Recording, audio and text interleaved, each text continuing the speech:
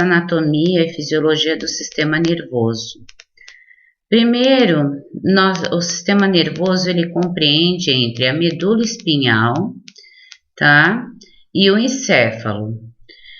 Então, eles são constituídos por esses dois itens, que são o encéfalo e a medula espinhal. E também nós temos os nossos nervos cranianos, nervos espinhais, os nossos gânglios nervosos, que constitui também o nosso sistema periférico. Eles são subdivididos em autônomo parasimpático e simpático. Como vemos aqui nessa figura, o nosso sistema nervoso central, ele faz parte o encéfalo e a nossa medula. Não confunda medula com coluna, tá? Não confunda. E nosso sistema nervoso periférico, ele vai ter os nossos nervos cranianos, que mandam as mensagens, e nossos gânglios nervosos também, que está percorrendo aqui pareadamente com todo o nosso sistema nervoso e junto com os nossos nervos espinhais.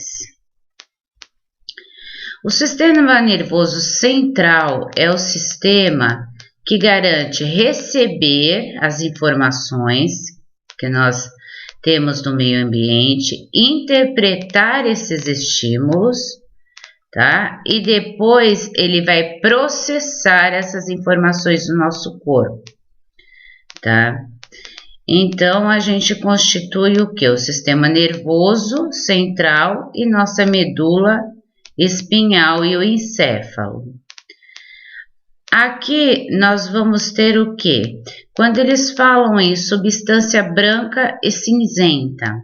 Substância branca corresponde aos axônios dos neurônios, enquanto a substância cinzenta corresponde ao corpo celular. No encéfalo, de uma maneira geral, com exceção do nosso bulbo, que é o nosso centro respiratório, ele vai ter o que? A substância cinzenta, que se localiza o que? Externamente. E na medula, por sua vez, é o contrário, ela localiza-se internamente. Então, vamos ver aqui nessa figura, né? Encéfalo, aí lá no encéfalo, substância cinzenta, nós temos externamente, substância branca internamente. Aí quando a gente vai para a medula, né, que tem um canal central, ela vai ter a substância cinzenta interna e a substância branca externa. E os nossos nervos raquidianos também. Então, ela sempre é o inverso. Substância branca e cinzenta, chamada de substância, tá mais externa do encéfalo, de cor cinzenta, que é formada principalmente dos corpos celulares. Então, o que a gente fala, né? Se eles são dos corpos celulares, que eles são dos neurônios, que é a região encefálica mais interna, que tem a cor branca, e é constituída principalmente de fibras nervosas, né? Então, o que nós vemos aqui, ó? Os corpos celulares, aqui ele tá o quê? Ele tá de uma cor branca e nós temos os nossos corpos celulares, que são os nossos axônios, né? Onde eles vão transmitir os estímulos. Então, o que ele acontece aqui?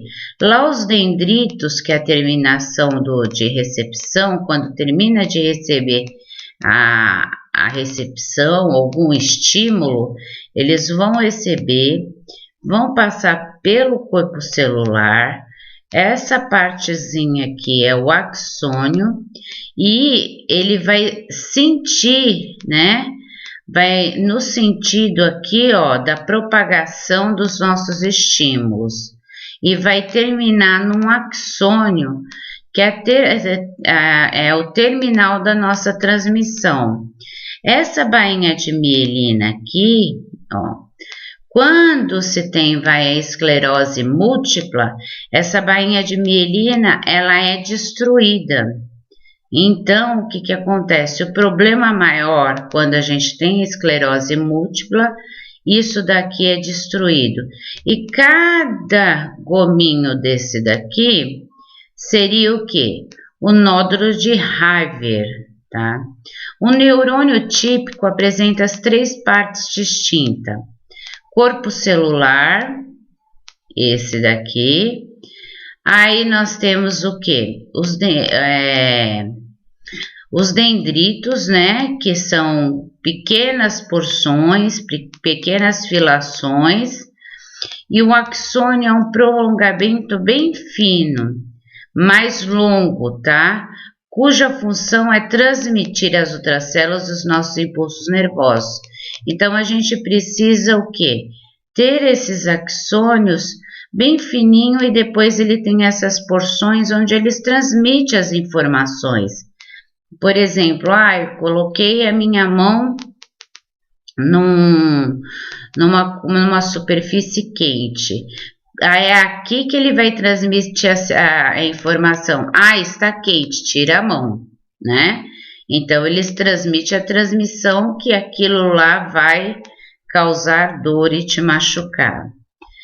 O sistema nervoso ele é protegido, tá, por ossos e membranas. O encéfalo ele é protegido pela nossa caixa craniana. Imagina se não tivesse nossa caixa craniana. Qualquer batidinha estaria já em lesão com o encéfalo. Enquanto a medula espinhal, ela é protegida pela coluna. Você lembra que eu falei para vocês, não confunda medula com coluna? Coluna vertebral é a proteção dela, como ossos.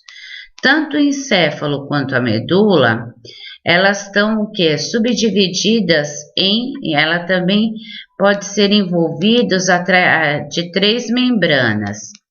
O que são as membranas que é denominada essas meninges? Quando a gente tem lá as meningites, ou um acidente, ou um politraumatismo, qualquer coisa que seja do gênero, e tem a lesão dessas meninges, vai ser aqui que vai acontecer o problema. Então, nós temos o quê? A aracnoide, que se localiza entre a dura mater e a pia mater.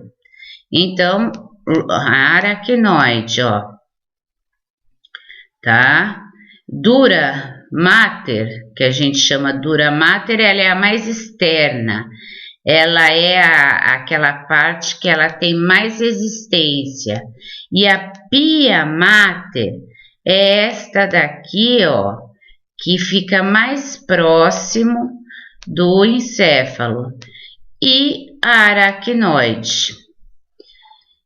E ela recebe também essa informação, pois quando vista no microscópio, possui o que? Uma aparência de uma teia de aranha.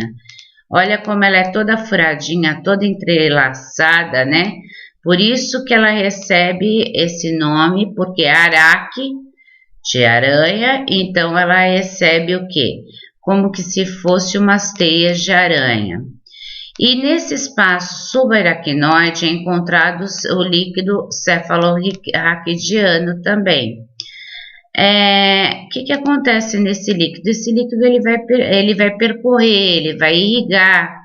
É esse líquido que normalmente é coletado o líquor, né, para ser feito as análises, para ver se não tem contaminação por nenhuma meningite, ou se não é feito algumas medicações, como quimioterápicos, é feito os anestésicos, né? Peridural, então é tudo isso, é um líquido, tá? Bem importante. E também ela serve o quê? Ela apresenta também como funções de proteção. E a pia mater é a mais interna, né? A pia é a mais vascularizada, ela fica bem internamente aqui, nesse nosso, bem próximo ao encéfalo. Então, ó, dura, aracnoide forma de teia, e a pia, ela fica bem próximazinha, né? Então, as lesões, quando eles falam, atingiu a dura mater. A dura mater é a que fica mais próxima aos ossos, né? Cranianos. A aracnoide fica intermediária e a pia é mais interna, quando a gente falou. Então, essas são as meninges. Ela é recoberta, ela recobre toda essa parte, tá? Do encéfalo. Quando nós falamos em medula espinhal, também chamada, né? Ela é chamada também de uma estrutura, de uma medula, que ela se forma como se fosse um corpo cilíndrico. Ela é bem cilíndrica também. Ela está localizada no interior da coluna vertebral, ela não é a coluna, ela está localizada, popularmente vamos dizer que o povo fala que é o tutano, né? Mas isso é popularmente, nós falamos que ela é a medula espinhal. Nessa estrutura, observa-se a substância branca, tá? Que ela está localizada bem externa, que é o contrário lá do encéfalo, né? Que aqui no encéfalo, a substância branca, ela tá mais interna e a substância cinza tá mais externa. Já na medula é o contrário, a substância branca, que é toda essa parte aqui, ó, ela é a mais externa e a substância cinzenta está mais externa. E ela tem um formato, né, de um H. Se você observar aqui, ela tem esse formato de H. Então, ela também é recoberta, tá, pela pia mater interna, aracnoide intermediária e a dura mater, que é a mais externa, que são as meninges. Sabe aquelas crianças normalmente que nascem com hidrocefalia, porque é uma obstrução que não passa o líquido encefalorraquidiano, porque nessas membranas, nessas partes aqui passa o líquido cefalorraquidiano, alguma parte pode estar obstruída, onde eles têm que colocar normalmente, né, um catéter para drenar esse líquido, porque senão o encéfalo, a cabeça da criança, ela vai aumentando, tá bom? Então, esse é uma das doenças, tá? Bem interligada isso daqui. E aqui são os gânglios, tá? Das raízes dorsais também, e aqui os gânglios das raízes ventrais. Por que gânglio, gente? Ó, quando a gente vê essa parte aqui, são os gânglios. Aí, né, a parte nervosa tá aqui dentro dessas estruturas abauladas aqui dentro. A medula espinhal, ela está relacionada aos atos de reflexo, que caracteriza-se como uma resposta rápida e involuntária diante de algum estímulo, né? Como tirar a mão quando encosta a mão numa chapa quente. Por exemplo, quando encosto a mão em alguma coisa quente, eu me machuco, rapidamente eu tiro minha mão. Isso é involuntário, eu não vou pensar primeiro, será se está quente ou se está frio? Agora eu vou tirar minha mão. Não, é automaticamente, é involuntário. Ele vai pegar e realmente a medula espinhal tem toda aquela inervação junto com aqueles gânglios que faz eu retirar minha mão rapidamente.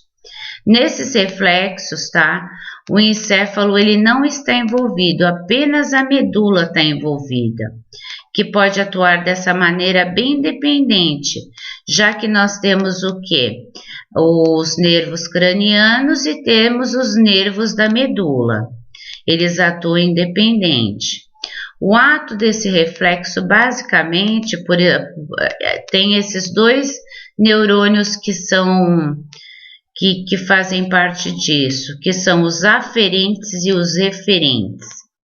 E nós temos também os nossos neurônios sensitivos, ou neurônios aferentes. Quando a gente fala em neurônios aferentes, a gente fala sensitivo, é de sentir. Eu senti a dor, então minha medula automaticamente mandou o estímulo para me tirar a mão daquela coisa quente. Situações na superfície que recebe o que? Esses estímulos de impulso ao centro. Já os neurônios responsáveis para levar os impulsos do centro até os efetuadores, que são os músculos e glândulas, são os neurônios motores eferentes, quer dizer, ele manda eu ir lá, a glândula produzir um hormônio, o músculo se contrair, são os neurônios eferentes.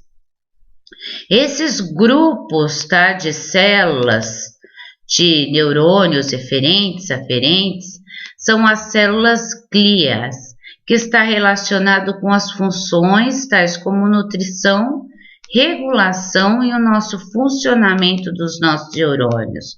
Aqui vocês veem também uma imagem, né, dos dendritos bem fininhos dos neurônios e um passando mensagem para o outro, né? Se é para retirar a mão, se é para ter a efetivação das glândulas, dos músculos. Então aquele é o emaranhado que ele vai, são milhões de neurônios para poder fazer todo esse processo. No encéfalo, né, que está localizado dentro da nossa caixa craniana, apresenta várias partes, que aqui a gente vai ver pelas cores, né, normalmente. Então, ó, a medula espinhal. A medula espinhal, a gente está aqui como essa parte roxinha, que vai já começar a medula. Esse bulbo é o centro respiratório, né? O cerebelo está localizado bem aqui, nessa parte roxa. Mesencéfalo, bem aqui nessa partezinha aqui, ó, verde. Diencéfalo e telencéfalo, né, que é essa parte vermelha juntamente com nossos, né, com o nosso encéfalo. Tudo isso é o nosso encéfalo, diencéfalo e telencéfalo. E a ponte é essa parte laranja, que é realmente o nome dado de ponte, porque ela serve de uma ponte entre a medula espinhal, né, que é aqui a parte, medula espinhal e bulbo, e o diencéfalo e o telencéfalo. O tronco, tá? O tronco encefálico, que a gente chama assim, ó, de tronco, né? Que nós temos o mesencéfalo, ponte, bulbo, que é, né, a parte onde a gente vai ter o quê? Essa parte do tronco. Ele é composto em mesencéfalo, ponte e bulbo, né? Tronco cefálico, ó, localizado aqui, nessas três partes, que começa aqui no mesencéfalo, vai pela ponte que liga o mesencéfalo e o bulbo, e aqui localmente é o bulbo. E mais abaixo nós temos nossa medula. Nós temos o nosso cerebelo, né, que é localizado nessa porção, e o cérebro, que é o quê? o telencéfalo, né, que é ligado toda a parte aqui, né, dessa região aqui. A ponte, como o nome sugere, é relacionada à ligação deles, né, e o bulbo está relacionado com as funções tal dos batimentos, respiração e deglutição. Então, quando a pessoa normalmente, né, tem algum traumatismo, principalmente acidentes automobilísticos, que vai ter o chicote, né, que vai com o pescoço para frente, ele pode lesionar esse bulbo. Ele pode perder as funções dele desde a respiração, viver eternamente, né, num respirador artificial, ou perda dessa deglutição, ou os batimentos cardíacos já não ser mais controlados. O cerebelo está associado principalmente com a coordenação dos movimentos do nosso corpo, que é aqui, ó. Ele vai ter a movimentação, ele vai ter, na realidade, ele vai ser controlado a movimentação do nosso corpo, tá? O diencéfalo, ele é constituído pelo tálamo, hipotálamo e epitálamo. É responsável por garantir os impulsos sensitivos que cheguem ao cérebro, quer dizer, teve um impulso, cheguei a uma sensação, então ele vai o quê? Garantir esses impulsos. O hipotálamo, ele está relacionado com a regulação o quê? Da nossa água e temperatura, e também com o controle da fome, entre outras. Então, nesse hipotálamo aqui, ele fica, tá, relacionado normalmente ao centro da temperatura, a fome, a sede, regulação de água do nosso corpo. Essa é a porção também que atua produzindo os nossos hormônios, juntamente com a hipófise, não podemos esquecer.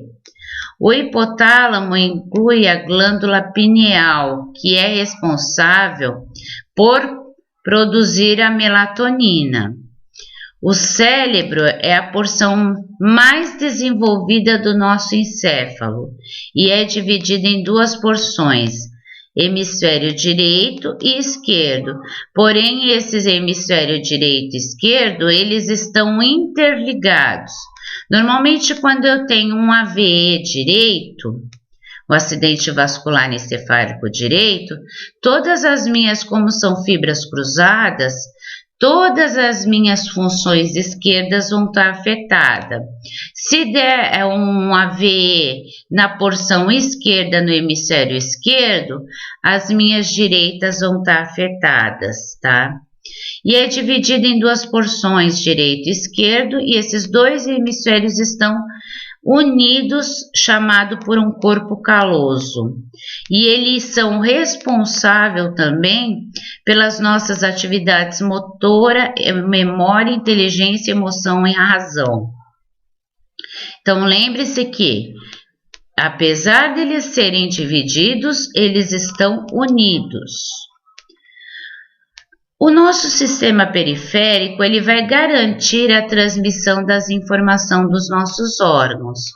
Por exemplo, né, eu tenho as nossas partes sensoriais e os músculos, e as glândulas, as células endócrinas.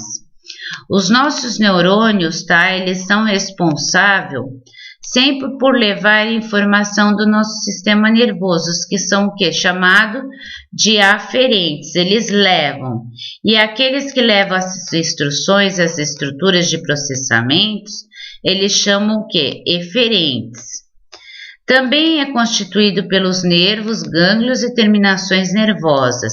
E as fibras nervosas também, tá? Que são os acúmulos de neurônio que estão fora do nosso sistema nervoso.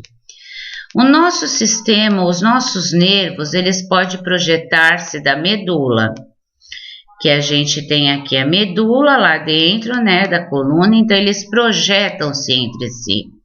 Então, nós temos aqui um encéfalo, a medula, né, lá dentro da coluna, e aqui nós temos aqui 12 pares, tá, de nervos cranianos e 31 pares de nervos raquidianos. Então, eles vão inervar-se normalmente, os nervos cranianos, os nervos raquidianos, eles vão normalmente se inervar totalmente o quê? Da parte aqui da medula, certo? Enquanto os cranianos, eles vão se projetar do encéfalo. Aí nós vamos entrar um pouco no sistema nervoso autônomo. O que é esse sistema nervoso autônomo?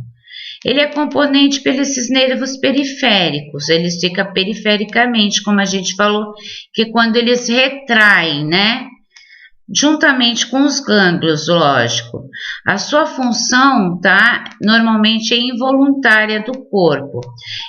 Não é a minha vontade que manda ele fazer as coisas, ele manda involuntariamente. Ele desempenha as ações como se fosse uma necessidade. Por exemplo, eu falo, respira ou para de respirar? Não.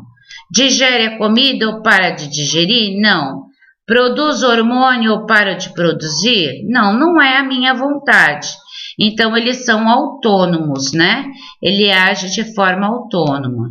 Então, nele há divisões asimpática e parasimpática, que uma é o contrário da outra, tá? Que geralmente uma é antagônica à outra. O que é antagônica? Se um dilata, o outro contrai. Se um secreta, o outro para de secretar. Se um faz com que tenha batimentos mais rápidos, outros diminui. Isso que é antagônico, né? Um faz com que o outro tenha função inversa. Vamos ver aqui na simpática e parasimpática. A divisão parasimpática. Por exemplo, aqui no crânio. Se contrai na parasimpática, contrai as pupilas, tá? Na divisão simpática, ela vai dilatar. Se aqui estimula a salivação lá, né? Ele vai inibir a salivação na simpática. Se ele contrai os brônquios, aqui ele relaxa os brônquios.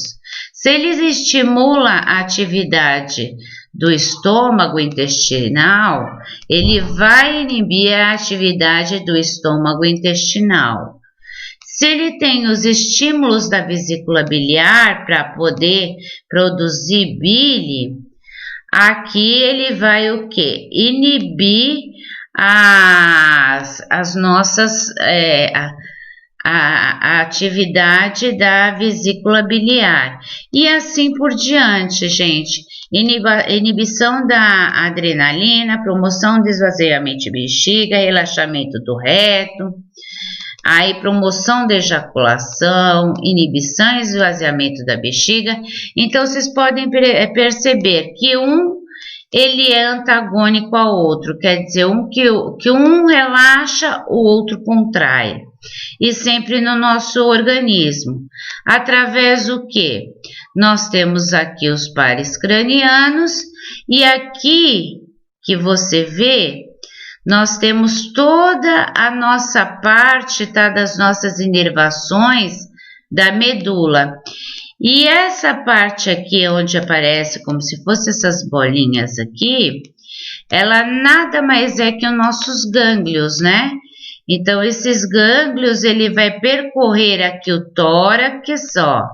E depois ela vai até ir para região axilar, membros.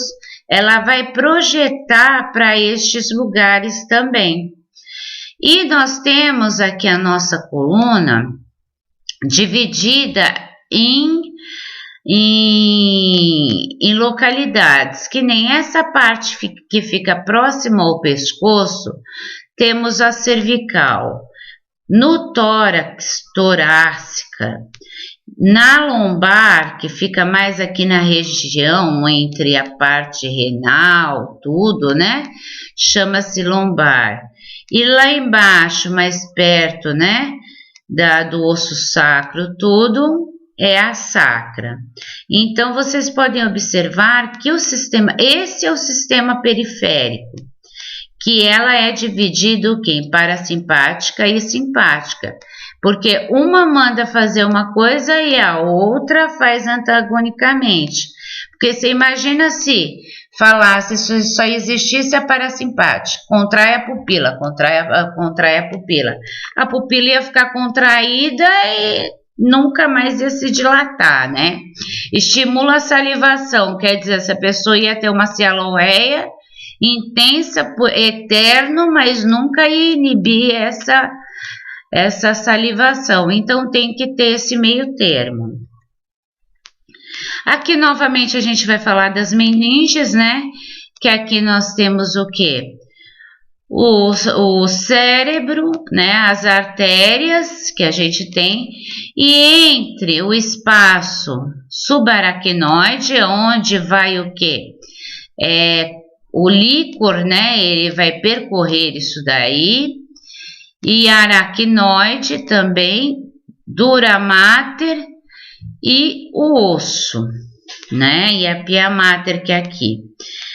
Quando a gente fala um pouco de meninge, se lembra que eu falei para vocês que pode ter um trauma, que pode ter um TCE, que pode ter uma batida, que pode ter um defeito congênito realmente por ter nascido com uma obstrução, ter uma hidrocefalia. Então, vamos falar um pouco das hemorragias subaracnoide.